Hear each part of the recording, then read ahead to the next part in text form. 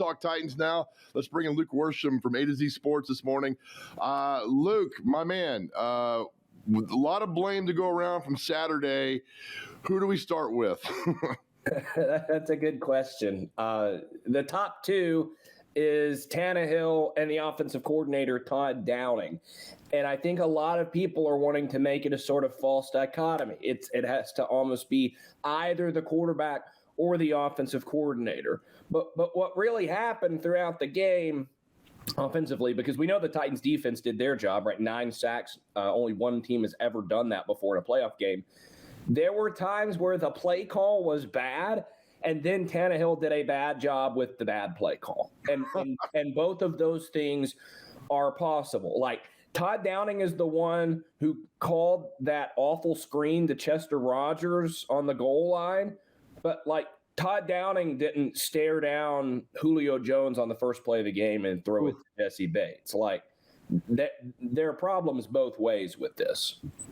Well, here's my thing. First play of the game, you've had at least 10 days to work on that first play. Mm-hmm. And that's what you did. And I'm just, after I saw that play, I'm thinking that's not good. And I know that sounds simple, mm-hmm. but it sounds so just huge, because that kind of set a tone like, oh my God, here we go again. Well, that's something that Todd Downing was bad at all season. The Titans only scored, if you count the drive from Saturday's game, right? They had 18 opening drives this season because they played 18 games.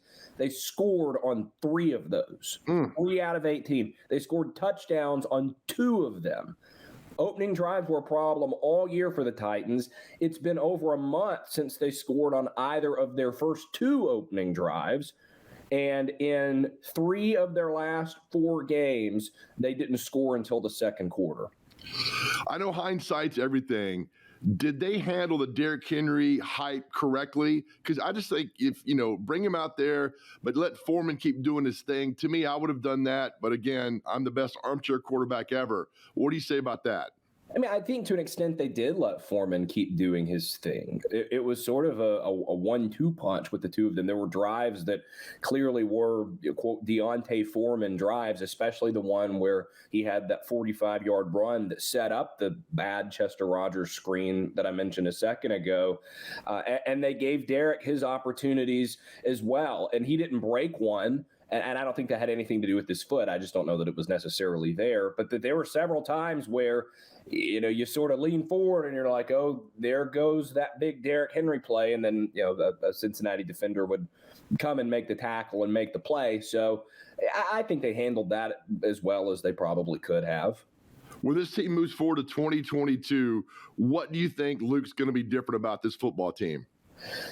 Well, it's not going to be the quarterback, to the chagrin of many fans. Tannehill's locked in. One, because this draft is not good at quarterback, and I don't know who else you're going to find. I don't know that a whole lot is going to be different, and that's why I think it's going to be a weird offseason, because last offseason we spent the whole, from February to June, it's how are they going to get more sacks? How are they going to get a wide receiver too, right? There were clear needs. And they have needs, they could use a tight end. Certainly they could probably use a receiver, maybe someone in the secondary. But there's not any sort of full-scale turnover that's going to happen. It's not like last year where the defense was historically bad and we sat there going, how are they going to get these guys unconfused? How are they going to fix things? There's really nothing definable that needs to be quote-unquote fixed. It's just this is kind of who they have. And I think that's part of why Saturday's game was so disappointing, is because this is their core for now and a while. They're still going to have A.J. Brown and Julio Jones. They're going to re-sign Harold Landry. They're going to have this defensive line again. They're going to have Tannehill. They're going to have Derrick Henry. It's this core. And on Saturday, this core wasn't good enough. And so the question, I think this is going to be probably less of a John Robinson offseason and more of a Mike Vrabel offseason. Do you think they bring back Julio? Because I think it was a disaster. He had a disaster year, and any kind of way they try to spin that was far short of what we expected from him. I don't think they really have a choice because either way they owe him about $13 million next season. So you might as well have him play for you if you're going to pay him that. Oh, that's brutal. Taylor Lewan. Mm-hmm. Is he coming back? He said he was. He got asked after the game, and he said, he said, no doubt I'll be back next season. And he's under contract. So if he's not back, the connection that a lot of people are making is I think they would free up something like $12, $13 million of the cap if they cut him. Now, if you had asked me like week 4, week 5, I would have said, yeah, that's probably a good choice. But he kind of cleaned things up in the second half of the season. He didn't allow a sack after his terrible week 1 performance. He went 17 straight games without allowing a sack, and the availability issues that plagued him in the first half of the season went away in the second half of the season. And that being said, like, if you're convinced that Lewan just had a hard time coming back from the ACL and he finally settled in and there's, 8-9 games of sample size of that. Right. And you think that's who he is. I don't really know how you move on from him if you think you have a good left tackle, even if it's 12, 13 million. So the future, according to you, is not bad coming up, even though the huge disappointment on Saturday, losing that game, which they probably should have won. But the future is still a little bright, though, if you're a Titans fan, you're saying? Yeah, because I don't think they're losing anybody significant. Like, I'm trying to think of who even are the impending free agents. Landry's one, but they're going to re-sign him or, at the worst, tag him. They're not letting him get away. You're getting Caleb Farley back next year, and he's probably an upgrade over Jack Rabbit Jenkins. It's going to be a lot of the same. Now, I think a lot of Titans fans are hoping that one thing that isn't the same is the offensive coordinator, and I don't know how realistic that is. He certainly was not good this season, but like I was saying, this is who you got. There's no revolutionary difference. Maybe at pick 26 in the draft, they find someone that can come in and make an impact. But there's not a huge need that they're going to be going out in free agency and spending a lot of money for. They're not going to go make another blockbuster trade because they don't have really a huge need as they did when they went and got Julio Jones. Like, this is what you got if you're a Titans fan, which is a good thing, right? They went 12-5. They were a bad interception away from advancing to the AFC Championship. But in a way, if you're looking for like taking the next step, it's also like, well, I don't know what they do to do that.